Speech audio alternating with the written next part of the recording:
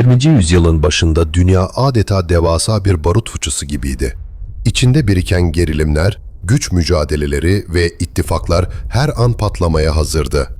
Büyük imparatorluklar çıkarlarını korumak için kıtalar arası kıyasıya bir rekabete girmişti. Avrupa'nın önemli devletleri sömürgelerini genişletmek, deniz yollarını kontrol etmek ve güç dengelerini kendi lehlerine çevirmek için birbirleriyle yarışıyordu. Bu tehlikeli ve kırılgan dengeler 28 Haziran 1914'te Avusturya Macaristan Veliahtı Franz Ferdinand'ın Saraybosna'da suikaste uğramasıyla sarsıldı. Bu suikast küresel bir krizi tetikledi ve domino etkisiyle kısa sürede Birinci Dünya Savaşı patlak verdi. İttifaklar hızla devreye girdi. Almanya, Avusturya Macaristan ve Osmanlı İmparatorluğu ittifakı kurarken, İngiltere, Fransa ve Rusya ise diğer tarafta saf tuttu. Osmanlı İmparatorluğu ise bu karmaşık savaşta uzun süredir siyasi ve askeri zayıflık içindeydi. Devlet içinde tarafsız kalmak isteyenler kadar Almanya'ya yakın durmanın Osmanlı'nın hayatta kalması için tek şans olduğunu düşünenler de vardı. İşte bu süreçte Osmanlı'nın kaderini değiştirecek olan iki Alman savaş gemisi Göbün ve Breslau, Akdeniz'deki zorlu bir kovalamaca sonunda Osmanlı'ya katıldı. Göben, 1911 yapımı devasa ve güçlü bir savaş kruvazörüydü. Uzunluğu 186 metreyi buluyor, 11 adet 280 milimetrelik toplarla donatılmıştı.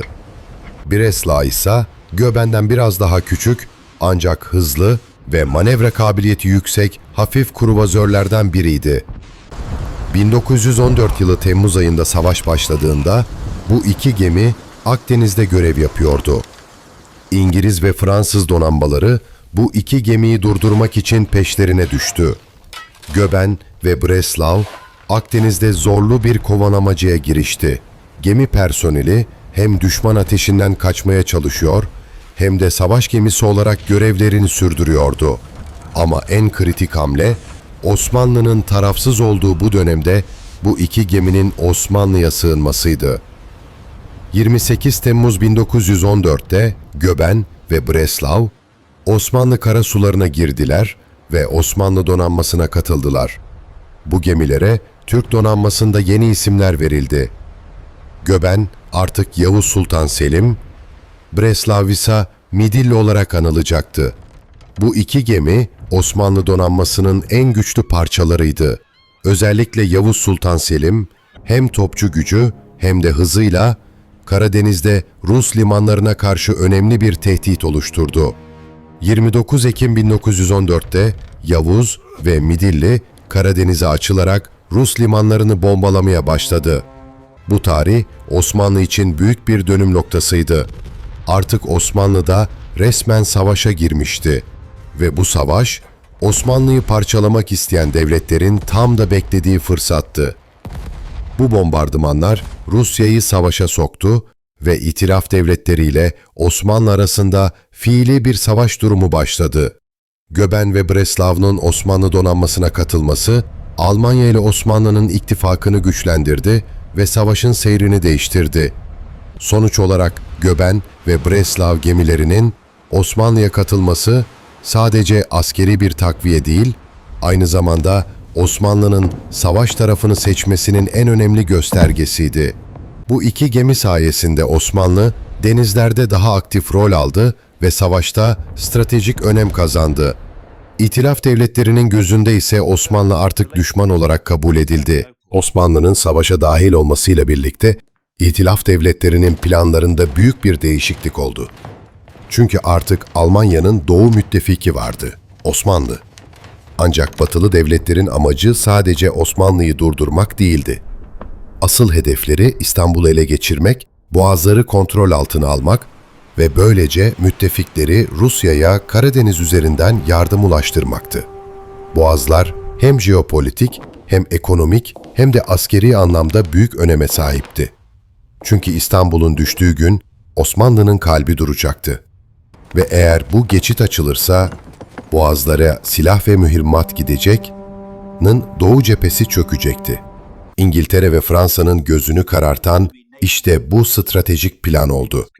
Ve kısa yoldan İstanbul'a ulaşmak için Çanakkale Boğazı'na çıkarma kararı aldılar. Ama onların unuttuğu bir şey vardı. Bu topraklar sıradan bir toprak değildi.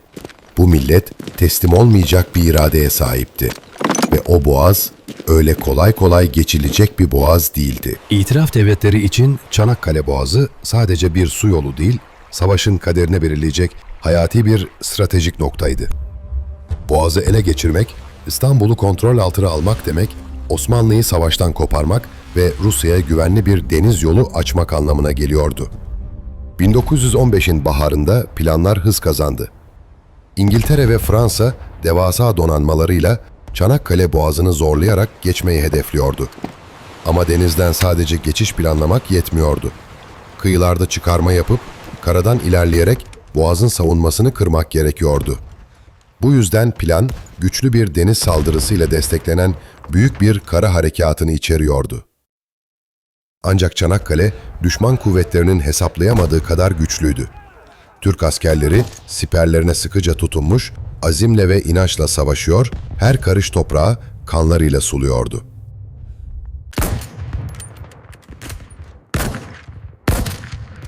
Dünya, Çanakkale'de yaşanan direnişi hayranlık ve şaşkınlıkla izliyordu.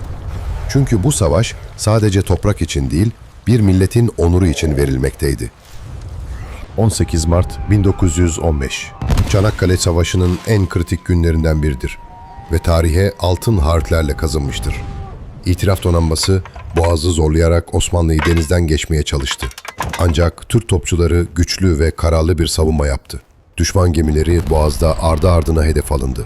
Top mermileri gökyüzünü aydınlattı.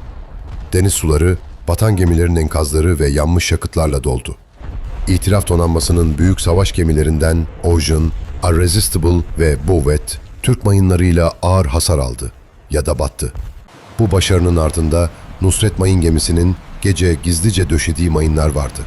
Nusret, sessiz ve kararlı bir görevle İtilaf donanmasının ilerlemesini durdurdu. Bu küçük geminin döşediği mayınlar savaşın seyrini değiştirdi. İtilaf devletleri denizden geçiş planlarını askıya almak zorunda kaldı.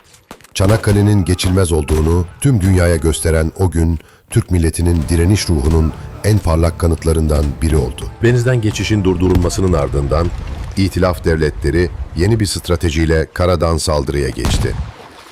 25 Nisan 1915 sabahı Anzac, Avustralya ve Yeni Zelanda kolordusu birlikleri Çanakkale'nin Arıburnu ve Seddülbahir kıyılarına büyük bir çıkarma gerçekleştirdi. Sıcak bir sabahın erken saatlerinde başlayan bu saldırı, tarihin en kanlı kıyı çıkarmalarından biri oldu. Askerler siperlere ve makineli tüfek ateşine rağmen cesaretle kıyıya indi.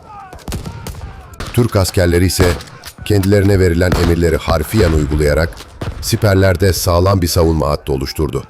Her adım yoğun çatışmalar, kurşun ve patlamalar arasında zorlukla kazanıldı.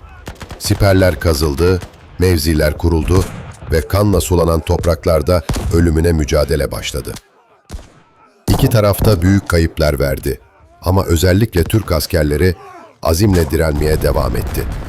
Çanakkale cephesi artık sadece bir toprak mücadelesi değil, aynı zamanda insanın insanla amansız savaşına sahne olan bir çarpışma alanına dönüştü.